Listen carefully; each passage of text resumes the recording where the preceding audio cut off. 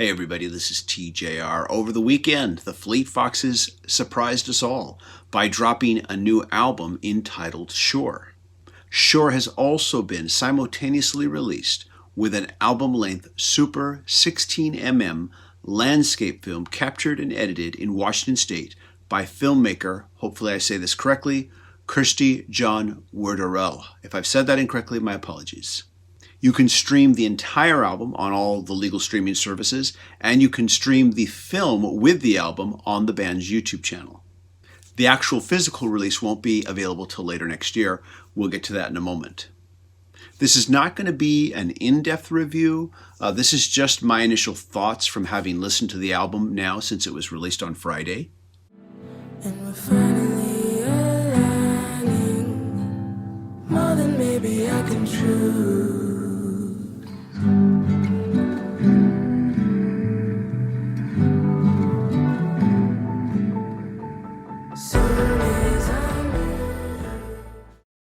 Now, in order to really explain my feelings regarding the Fleet Foxes and this album, I have to bring up Jimi Hendrix.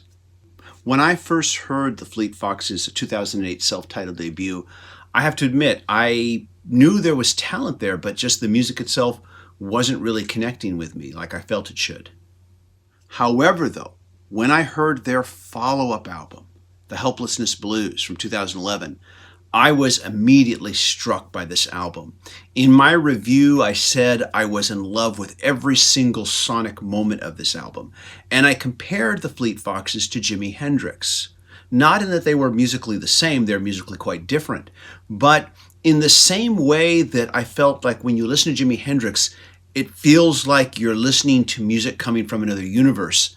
I really felt the same way about the Fleet Foxes' Helplessness Blues album. I really felt like I was listening to an alternate universe version of folk music. Helplessness Blues was one of the most unique musical experiences I had that year, and it continues to be a very unique and enjoyable musical experience for me. It would be 6 years before we saw the release of the follow-up album, 2017's Crack Up. Now, there is just a tendency in human nature when it comes to music.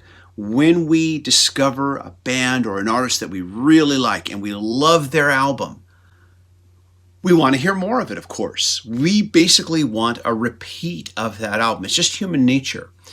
And while there were definitely stylistic similarities between Crack Up and Helplessness Blues, Crack Up was a much more labored effort. It felt labored.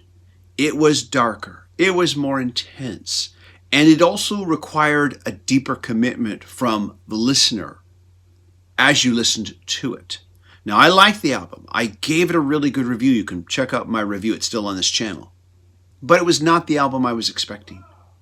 Shore, by comparison, is a much lighter album. And I don't say that to diss it. I mean, it is more the album that I was expecting.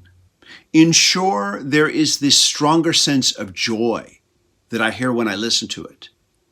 And it's that same level of joy that I heard in Helplessness Blues, and it's that level of joy that I didn't hear in Crack Up. There is also this greater sense of spontaneity in the songs and in the performance. With Helplessness Blues and with Shore, I feel lifted off of the planet. But with Crack Up, I felt marooned on the planet. Neither one is bad. They're just different. And unfortunately, for better or for worse, expectations can play a role in how you perceive an album. We're going to try to listen to just a little bit of a track here from the album. Hopefully the copyright gremlins won't attack us.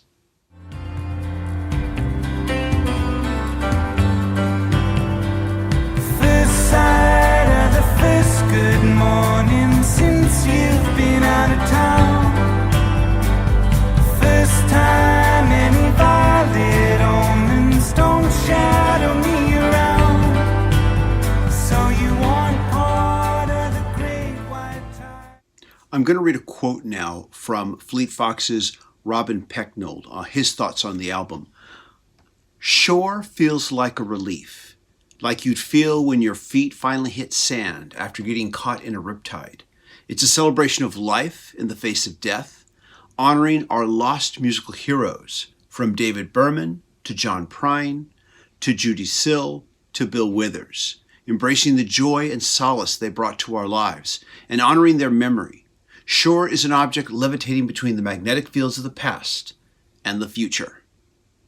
In this review, I have been making numerous comparisons to the last two albums, and there is one other comparison I do want to make.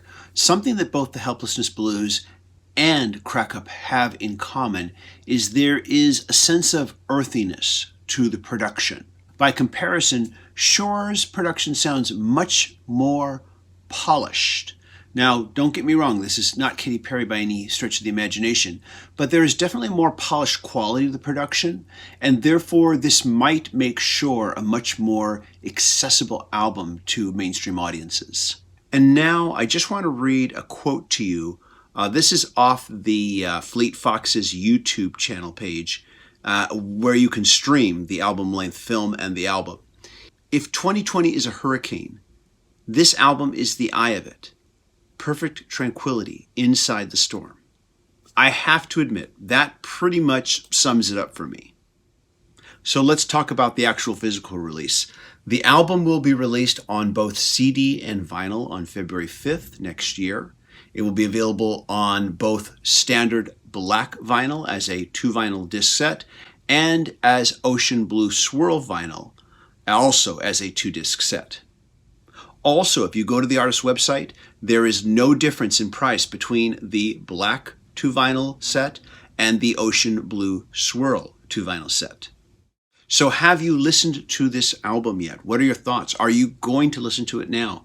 Let us know what you think. Leave your comments. As always, if you like what I'm doing, be sure to click like, click subscribe, smash that bell notification icon so you can know when I release new videos.